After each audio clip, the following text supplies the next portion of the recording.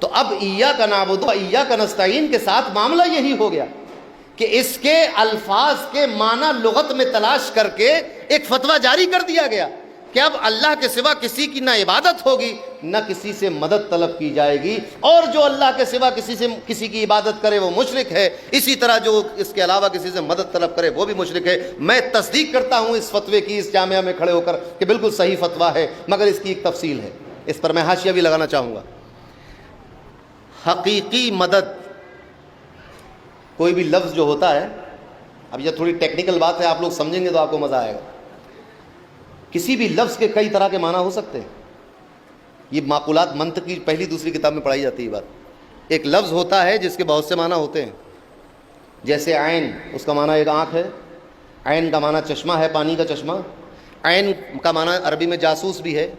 عین کہتے ہیں اس سامان کو، جو جنس جس کو کہا جاتا ہے، جس کو سونا یا چاندی کہہ لیں آپ، تو عین اس کو بھی کہتے ہیں، تو مختلف معنی ہے، تو لفظ ایک ہے معنی کثیر ہے۔ ایک لفظ ہوتا ہے کہ معنی ایک ہے مگر لفظ دو ہیں، جیسے استعانت، نصرت، مدد، ہیلپ، معنی سب کا ایک ہی ہے، الفاظ الگ الگ۔ اسی طرح ایک معنی، ایک لفظ ایسا بھی ہو سکتا ہے کہ جو دو معنی الگ الگ دے رہا ہو مگر ایک معنی حقیقت ہوگا، دوسرا مجاز ہوگا۔ یہ لسانیات، زبان کی ایک حقیقت ہے۔ مثال کے طور پر توبہ، توبہ خالص عبادت ہے، یعنی آپ غیر اللہ کی توبہ نہیں کر سکتے کہ میں آپ سے توبہ کرتا ہوں، ان سے توبہ کرتا ہوں، نہیں۔ جیسے دعا صرف اللہ سے کی جا سکتی ہے، نماز صرف اللہ کے لیے پڑھی جا سکتی ہے، روزہ صرف اللہ کے لیے رکھا جا سکتا ہے، تو توبہ صرف اللہ سے کی جا سکتی ہے، کسی دوسرے سے نہیں کر سکتے۔ مگر ہم دیکھتے ہیں کہ صحیح احادیث میں حضرت ام المومنین حضرت عائشہ صدیقہ رضی اللہ تعالی عنہ فرماتی ہیں، اتوب الی اللہ و الی رسولہ، میں نے اللہ سے توبہ کی اور اللہ کے رسول سے توبہ کی۔ اب یہاں تو معاملہ پھنس گیا کہ توبہ تو عین عبادت ہے، اور کون کر رہا ہے؟ ام المومنین، یعنی وہ ذات گرامی کہ جو رسول اللہ صلی اللہ علیہ وسلم کی بیوی ہیں اور اس امت کی ایک عظیم فقیہہ ہیں، ایک عظیم مفسرہ ہیں۔ یعنی جب حضرت فاروق اعظم کے پاس کوئی مسئلہ ایسا ہو جاتا کہ مختلف رائے بن جاتی تھیں تو کہتے تھے سیدہ سے پوچھ کر آؤ کہ اس کی رائے کیا ہے، ان کا کہنا کیا ہے، ان کا موقف کیا ہے اس بارے میں۔ اس پائے کا علم تھا۔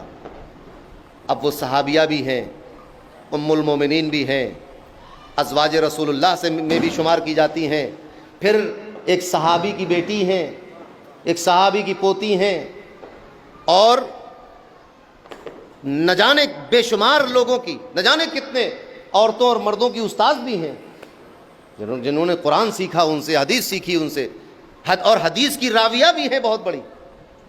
وہ کیا کہہ رہی ہیں؟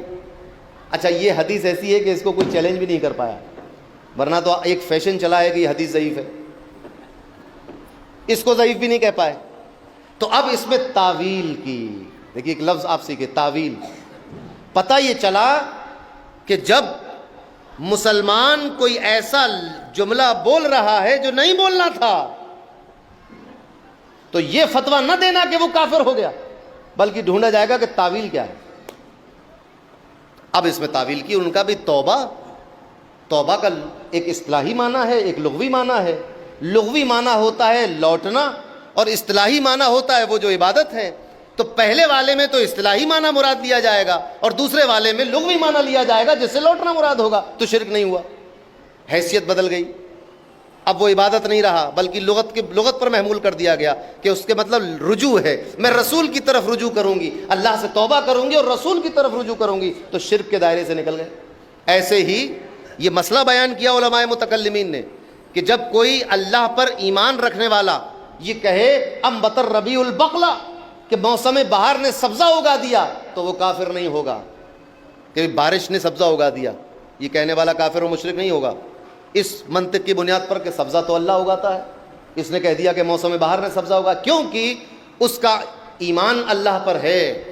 اب ایمان ہوتے ہوئے وہ ایسی بات بول رہا ہے تو اس میں تاویل ہوگی کہ وہ اللہ سبزہ اگاتا ہے، یہ حقیقت، اور موسم بہار نے پیڑ اگا دیے، سبزہ اگا دیا، یہ مجاز۔ تو حقیقت اور مجاز حیثیت بدل گئی تو اب شرک نہیں ہوگا۔ مثلاً بول چال میں آپ روزمرہ کی بول چال میں کہتے ہیں یہ راستہ کہاں جا رہا ہے، تو اب کوئی بہت ہوشیار آدمی ہوگا بھائی راستہ تو کہیں نہیں جا رہا ہے، یہ تو صدیوں سے یہیں پر ہے، آپ اگر اس پر چلیں گے تو دلی پہنچ جائیں گے۔ تو راستہ کہاں جا رہا ہے یہ مجاز، راستہ تو کہیں نہیں جاتا نا، مگر سوال پوچھتے کہ نہیں، روزمرہ کی بول چال ہے، راستہ کہاں جا رہا ہے، راستہ کہیں نہیں جا رہا بھائی، یہ جواب کوئی دیتا ہے نہیں۔ کیا کہتے ہیں لوگ، یہ راستہ رودولی جا رہا ہے، لیجیے صاحب یہ راستہ کہاں جا رہا ہے کہ بھائی یہ راستہ دلی جا رہا ہے، یہ راستہ کہاں جا رہا ہے، یہ راستہ لکھنؤ جا رہا ہے۔ تو راستہ لکھنؤ جا رہا ہے یہ مجاز ہے، آپ لکھنؤ چلے گئے یہ حقیقت ہے۔ اتنی بارش ہوئی کہ نالیاں بہنے لگیں، بولتے کہ نہیں، ندیاں بہنے لگیں، تو ندی تو بھائی وہیں پر ہے جب سے ہے، اس میں پانی بہ رہا ہے، تو ندی بہنے لگی مجاز ہے پانی بہنے سے، ندی بہنا بول کر ہم لیتے مانی پانی بہ رہا ہے، تو پانی کا بہنا یہ حقیقت، ندی کا بہنا مجاز۔ کیسی دکان چل رہی ہے کہ صاحب بہت چل رہی ہے، وہ کب سے چل رہی ہے کہ صاحب 20 سال سے چل رہی ہے، تو بھائی 20 سال سے چل رہی تو اب تک کلکتہ پہنچ جانی چاہیے تھی، مگر وہیں کے وہیں۔ تو دکان چلنا جو ہے یہ مجاز ہے، کس سے، کاروبار اچھا چل رہا ہے تو کاروبار منافع بخش ہے یہ حقیقت، دکان اچھی چل رہی ہے یہ مجاز۔ تو ایاک نستعین، ہم تجھ سے ہی مدد مانگتے ہیں، یہ حقیقت، حقیقت میں مددگار وہی ہے۔ لیکن یا رسول اللہ کہہ دیں اگر تو یہ مجاز، کیونکہ ہم تو اس بات پر ایمان رکھتے ہیں کہ اللہ کے سوا کوئی حقیقی مددگار نہیں۔ مثال کے طور پر پرورش کرنا، رب العالمین معلوم ہے، الحمدللہ رب العالمین، عالمین کا پالنے والا کون ہے، اللہ تعالیٰ۔ آپ بھی اسی عالمین میں ہیں کہ باہر ہیں اس سے، کس نے پالا آپ کو، کہیں گے بھائی ہمارے ماں باپ نے بہت اچھا پالا ہمیں۔ ارے یہ پہلی ہی آیت کا انکار، ارے قرآن کھلنے تو دیتے، 2-4 صفحے آگے بڑھتے، پھر بحث چلتی اس بات پر کہ شرک ہوا کہ نہیں ہوا، پہلے ہی جملے پہ شرک۔ ابھی تو پڑھا ہے الحمدللہ رب العالمین اور کہہ دیا ماں باپ نے پالا ہے۔ اچھا یہ گھر کس کا ہے صاحب، یہ اس کے مالک ہیں ہمارے پڑوس۔ ارے مالک آپ ہیں کہ مالک اللہ ہے؟ کون ہے مالک الملک ذوالجلال والاکرام، کون ہے وہ؟ تو اللہ ہے نا مالک، پھر آپ کیسے مالک ہوئے؟ اس عظیم تشریح کی بنیاد پر کوئی اپنی دکان نہیں چھوڑتا، کوئی اپنا گھر نہیں چھوڑتا، کوئی اپنا کھیت نہیں جوڑتا، کیونکہ وہ جانتا ہے کہ مالک الملک جو تمام کائنات کا مالک ہے یہ حقیقت، اور ہم جو گھر کے مالک ہیں یہ مجاز۔ بات سمجھ میں آئی؟ پوچھا جائے کہ آپ اس وقت کہاں ہیں، آپ کہیں گے کہ گواہی دینے گئے، جج نے پوچھا کہ تم کہاں تھے، میں موجود تھا۔ اچھا تم موجود ہو، لا موجود الا اللہ، اللہ کے سوا کوئی موجود نہیں، لہٰذا یہ قتل کے مقدمے میں باعزت بری کیا جاتا ہے، یا تو اللہ کو لے آؤ گواہی کے لیے یا پھر باعزت بری۔ آپ یہ کیسے کہہ سکتے ہیں کہ میں موجود تھا؟ موجود تو صرف اللہ ہے، وجود تو اللہ کا ہے، آپ کا وجود وجود ہی نہیں ہے۔ پتہ یہ چلا کہ اللہ کا جو وجود ہے وہ حقیقی، وہ واجب الوجود ہے، اور آپ کا وجود مجازی اور ممکن، کہ کل نہیں تھے آج ہیں اور کل نہیں ہوں گے۔ بات سمجھ میں آئی؟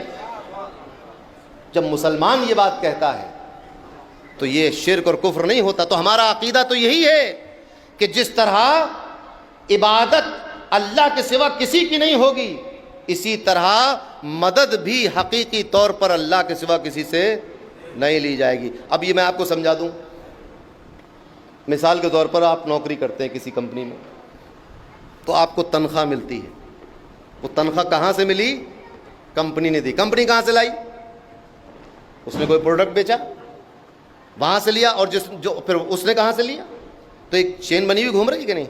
کسی کو نہیں پتا وہ پیسہ ہے کس کا، مگر وہ گھوم رہا ہے پوری دنیا میں، کوئی ایک آدمی دعویٰ نہیں کر سکتا اس پہ، تو روٹیشن میں اس سے اس کے پاس، اس سے اس کے پاس، اس سے اس کے پاس، ایسے چل رہا ہے معاملہ، سرکل چل رہا ہے، سائیکل چل رہی ہے تو چل رہا ہے معاملہ، تو وہ اس کا مالک کوئی نہیں ہے، اور 85 مالک بھی ہیں۔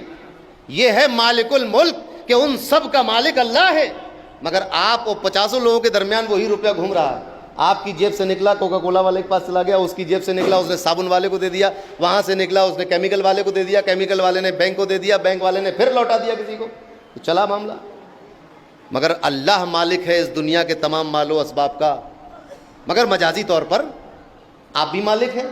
تو اب آپ نے کہا یا رسول اللہ, یا آپ نے کہا یا غریب نواز مدد کر دیجئے, تو غریب نواز نے کہاں سے مدد کی؟ کس سے لائے؟ انہوں نے کہا یا علی, مثال کے طور پر. تو علی کہاں سے لائے؟ تو انہوں نے کہا یا رسول اللہ, تو رسول اللہ کہاں سے لائے؟ تو بات پہنچی اللہ تک. بات پہنچی کہاں تک؟ تو اپنی حقیقت کی طرف اشیاء لوٹ جاتی ہیں. جو مدد غریب نواز سے ہندوستان میں آ رہی ہے, اگر تو یہ غریب نواز کی ذاتی ہوتی تو ہندوستان کو ضرورت نہیں تھی, مسلمان کو نہیں ضرورت تھی. مگر یہ غریب نواز کی ذاتی نہیں ہے, یہ غریب نواز نے لی ہے خواجہ عثمان ہرونی سے, انہوں نے لی ہے چشت شریف سے, انہوں نے لی خواجہ مودود حق چشتی سے, ہوتے ہوتے سلسلہ پہنچا حسن بصری تک, وہاں سے مولائے کائنات, اور ان کا ہاتھ مالک و مختار کائنات کے ہاتھ میں ہے. اور وہ یہ شخصیت ہے کہ جن کے ہاتھ کو قرآن کہہ رہا ہے ید اللہ فوق ایدیہم.